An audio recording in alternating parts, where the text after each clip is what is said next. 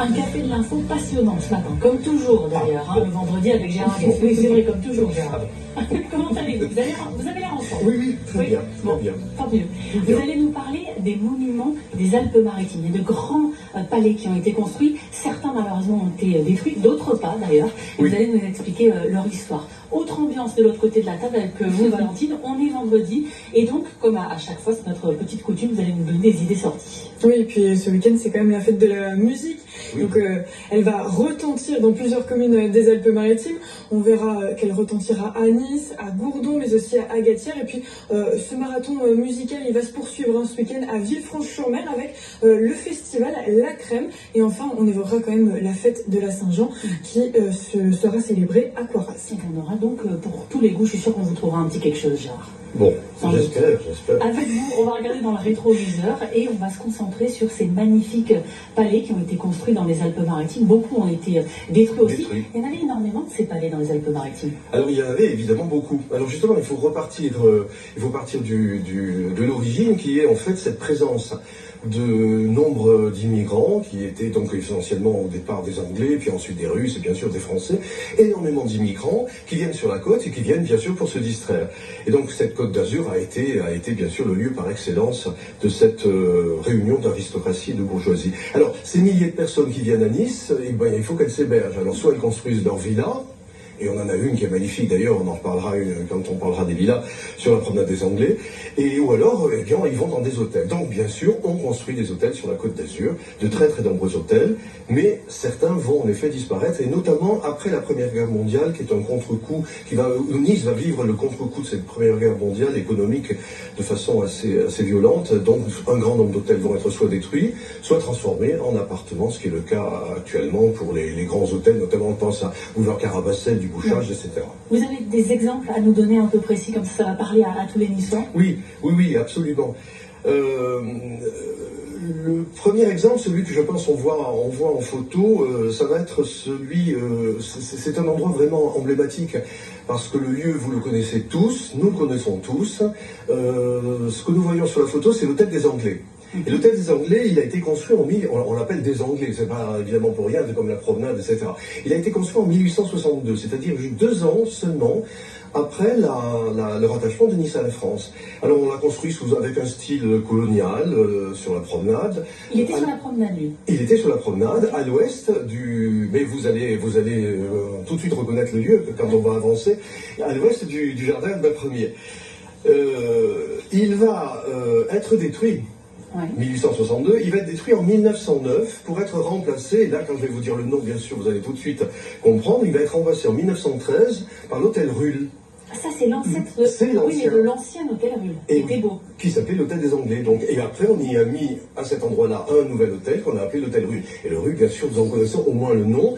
Il a été construit l'hôtel Ruhl pas par n'importe qui, parce c'est Charles Dalmas, qui est un architecte important de notre Côte d'Azur, puisque c'est lui par exemple qui a créé le Carlton, c'est lui qui a créé le palais des festivals sur notre promenade des Anglais, et énormément d'autres bâtisses, également privés d'ailleurs, et pas seulement des bâtiments publics. D'ailleurs, il ressemble un peu au Carlton, hein, oui, tout à fait. Il y a un esprit, à part le palais de la Méditerranée qui est vraiment différent, mais parce que le temps avait passé. La Méditerranée, on est en 29, et donc son style a bien sûr changé. Et cet hôtel Ruhl a été détruit pour construire autre chose. Exactement, Laurie, exactement. Et là, on peut dire malheureusement, puisqu'il a été détruit en 1970, cet hôtel Ruhl, et à la place, on y a mis ce que nous voyons maintenant, l'hôtel Méridien. Alors, il a été détruit sur la volonté de l'ancien maire, Jacques Médecin, et remplacé par cet hôtel Méridien. Ça a été en fait un peu dommage, mais c'était l'époque, on était très américanophile. Et ça a été un peu polémique, non? Et ça a été polémique. Il a disparu. Et nous avons donc maintenant ce grand hôtel. Voilà, ça c'est un de ces bâtiments emblématiques de la Côte d'Azur, et la plupart du temps on connaît tous l'ancien hôtel Ruhl, mais pas son ancêtre qui était l'hôtel des Anglais. Exactement, il y en a aussi qui sont restés, c'est le cas notamment du Regina. Ah oui. Alors lui, il est toujours debout. Il est magnifique. Et lui est magnifique. Alors en revanche, parce qu'on parle de la reine Victoria, puisqu'elle était au Regina, on peut parler des Russes. Alors les Russes, bien, comme Victoria, descendaient sur la Côte d'Azur, s'installaient naturellement dans un grand hôtel. Alors on descendait avec des centaines de personnes domestiques, etc. Donc on réservait 2, 3 étages. C'est ce qu'ont fait les Russes, et quand je dis Russes, c'est la famille impériale de Russie. Et ils se sont installés dans un hôtel qu'on doit voir là en image aussi, qui s'est appelé l'hôtel impérial. Et vous voyez que cet hôtel-là, eh bien, vous ne le reconnaissez pas parce qu'il a disparu. Mais il a disparu, pas totalement, il a disparu en partie.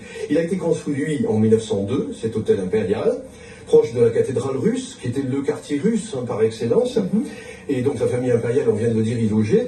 Et il a été détruit en partie, c'est-à-dire qu'en 1930, 29-30, on rase la toiture, on casse la rotonde qui était au centre, on casse l'escalier monumental et on le réduit à ce qu'il est devenu maintenant. C'est-à-dire qu'en 1930, il devient le lycée du Parc Impérial, que nous connaissons tous en tant que lycée du Parc Impérial. C'était l'ancienne résidence de la famille impériale de Russie.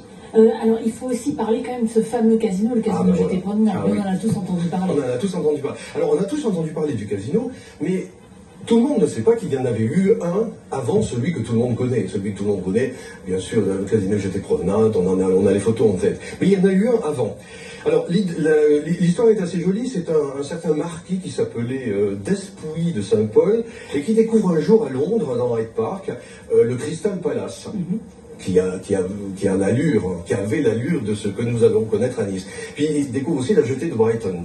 Et c'est cette idée-là qui lui a donné l'idée aussi d'aller trouver le conseil municipal pour lui proposer de construire la même chose à Nice. Le conseil municipal, il ne faut pas oublier, on en revient genre à mon idée première des immigrants, vous voyez, c'est le lapsus, des hivernants, on a besoin de les distraire, donc le conseil municipal essaie de trouver toujours des idées de distraction, d'où la création du carnaval de Nice, par exemple. Donc on essaie de les distraire, et donc on va créer cette jetée promenade, 6500 mètres carrés de construction sur la mer et sur pilotis, une grande jetée, une passerelle longue de 130 mètres carrés